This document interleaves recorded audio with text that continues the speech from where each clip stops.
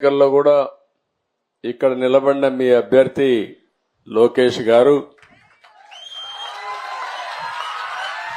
ఆ రోజు ఎన్నికల్లో ఓడిపోయినప్పుడు పట్టు వదిలిపెట్టకుండా మళ్ళా ఇదే నియోజకవర్గంలో పట్టు సాధించాలని కష్టపడి మీ అందరి విమానం చూరుకొని ఈరోజు ఒక విధంగా చెప్పాలంటే మంచి నియోజకవర్గాలు గాజువాక అదే మరకు 95,000 మెజారిటీ అక్కడ.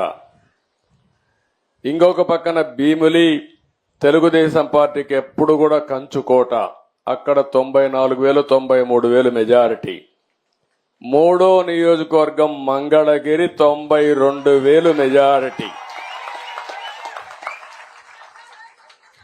నేను ఇక్కడికి వచ్చానంటే తెలుగుదేశం పార్టీని అభిమానించిన మిమ్మల్ని గౌరవించే బాధ్యత మాకుంది.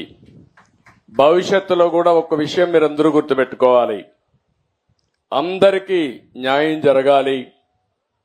ఆ న్యాయం జరగడానికి తోడ్పాటునిచ్చినటువంటి నియోజకవర్గాలు గాని, గ్రామాలు గాని, వర్గాలు గాని. ఏంట్రా ఏం మాట్లాడతావా? మాట్లాడు, నువ్వు కూడా మాట్లాడు. ఏం మాట్లాడుతావు? ఏం చదువుతున్నావు? Fifth class. బాగా చదువుతున్నావా? ఏ స్కూలు? శ్రీ చైతన్య. శ్రీ చైతన్య. ఏమో మంచి స్కూల్కే పోతున్నావు. సార్ నా పేరు గారు మీ పేరే. ఏం పేరు? చంద్ర ఆదిత్య. చంద్ర ఆదిత్య. నువ్వు చాలా తెలివైన వాడు, ఇప్పుడే హుషారుగా ఉన్నావు. పెద్ద అవుతాయినాక ఏం చేస్తావు? ఆర్మీకి వెళ్తావు.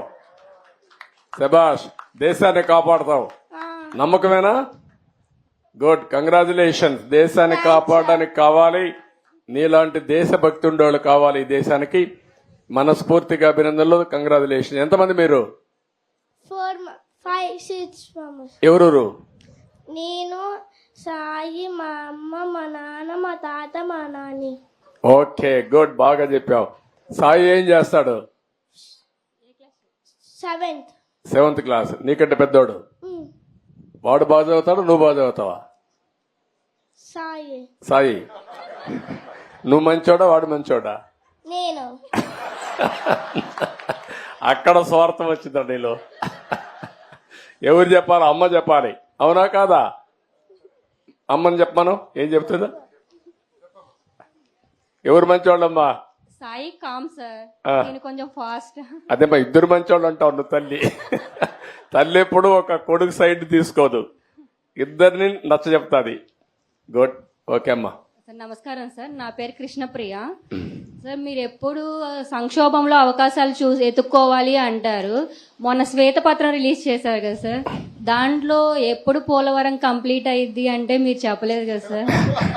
నా తల్లి చాలా తెలివి ఎక్కువైపోయింది అందరికి. ఇప్పుడు పోలవరం వచ్చింది ఇష్యూ ఏంటంటమ్మా, అక్కడ డయాఫామ్ వాల్ ఒకటి ఉంటుంది. మీకు అందరికి, రాష్ట్రంలో ఉండే అందరికి అర్థం కావాలి. పోలవరంలో నదిలో ప్రాజెక్ట్ వస్తుంది, ఎక్కడైనా సరే నదికి అడ్డంగా కడతాం. పోలవరం నదిని తిప్పి ప్రాజెక్ట్ కడుతున్నాం. ఈ నీళ్లు పక్కకు తీసుకొచ్చి అక్కడ ఎర్త్కమ్ డ్యామ్ అంటే ఒక పెద్ద డ్యామ్ కడతాం.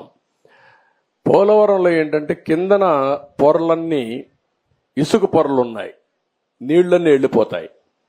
అవి అరెస్ట్ చేయాలి. అది అరెస్ట్ చేయాలంటే ఒక స్పెషల్ టెక్నాలజీతో 95 మీటర్ల వరకు ఒక కట్టడం కట్టాలి. ఒక స్పెషల్ టెక్నాలజీతో ఒక పెద్ద కట్టడం కడతాం. దానికి జర్మనీ కంపెనీ వచ్చి మొత్తం వేశారు. దాన్ని డయాఫామ్ వాల్ అంటారు. అది నేనేం చేశానంటే, పోలవరంలో 6 నెలలే పనులు అవుతాయి.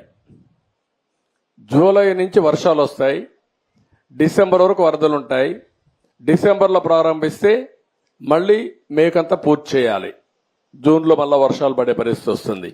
6 నెలలే వర్కింగ్ సీజన్. నేను కష్టపడి 2 సీజన్లో ఆ డయాఫామ్ వాల్ పూర్తి చేశాను, చాలా ఇబ్బందులు పడి. తర్వాత స్పిల్వే కట్టాం, అవన్నీ పూర్తయినాయి. ఈ పని చేయాలంటే, ఎర్త్కమ్ డ్యామ్ కట్టాలంటే పక్కన 2 వాల్స్ కట్టాలి, అవి కాఫర్ డ్యాములు అంటారు. దానికి కూడా నీళ్లని రాకుండా కొంతవరకు డ్రౌటింగ్ చేయాలి. డ్రౌటింగ్ కూడా చేసి అక్కడి నుంచి కట్టుకొని రావాలి. కరెక్ట్ గా నేను అధికారంలో ఓడిపోయింది మేలో ఓడిపోయాం. మే జూన్ వరకు కానీ పనిచేసి ఉంటే డయాఫామ్ వాల్స్ అని పూర్తి చేసేసి ఉంటే నీళ్లు అక్కడికి వచ్చేటి కాదు. ఒక చిన్న గ్యాప్ ఉంటే కాంట్రాక్టర్ మార్చారు, ఆఫీసర్లు మార్చారు, వర్షాలు వచ్చాయి, 2 ఏళ్లు పట్టించుకోవాలా. నీళ్లన్నీ వచ్చి డయాఫామ్ వాల్ కింద నుండేదంతా సుడులు తిరిగి, ఎందుకంటే అవి పెద్ద ఎత్తున 20 లక్షలు 30 లక్షల క్యూసిక్స్ ఆఫ్ వాటర్ వస్తుంది. దేశంలోనే ఎక్కువ నీళ్లు ప్రవహించే నది గోదావరి. ఇప్పుడు ఆ నీళ్లన్నీ వచ్చి సుడులు కొట్టేసింది, కిందన మట్టి అంతా ఇసుకంతా తీసేసి కొట్టుకొని వెళ్ళిపోయింది. ఆ సుడులతో కాఫర్ డ్యామ్ దెబ్బతినింది, డయాఫామ్ వాల్ దెబ్బతినింది. మీరే కంప్లీట్ చేయగలరు సార్, అమరావతి అయినా పోలవరం అయినా సరే. మీరందరూ కూడా అమ్మా, రాష్ట్రంలో ఉండే 5 కోట్ల మంది ప్రతిరోజు ఒక్కసారి మీకోసం దేవుణ్ణి ప్రార్థించండి, ఈ ప్రభుత్వం కోసం కూడా దేవుణ్ణి ప్రార్థించండి. ఇవన్నీ పూర్తి కావాలని, పూర్తి అవుతాయి, చేస్తాం. లోకేష్ గారిని చూస్తుంటే ఇవాళ మాకు బాగా సంతోషంగా ఉంది సార్. ఇంకా బాగా పని చేయించుకోండి అమ్మా మీరు. 5 years నుంచి ఎప్పుడు వచ్చినా ఎంత సంతోషంగా ఎప్పుడు అందరినీ యువతను పెట్టానమ్మా ఈసారి. ఇతను కూడా శ్రీనివాస్ అని ఇప్పుడు మంత్రి, first time MLA, first time minister. వాళ్ళ తాత ఎంపీగా పనిచేశాడు, వాళ్ళ బాబా ఎమ్మెల్యేగా పనిచేశాడు. అందుకే ఆయన్ని ఈరోజు బాగా చదువుకున్నాడు. చదువుకున్న కుర్రాన్ని తీసుకొచ్చి సీట్ ఇచ్చి ఇప్పుడు మళ్ళా మంత్రి చేశాను.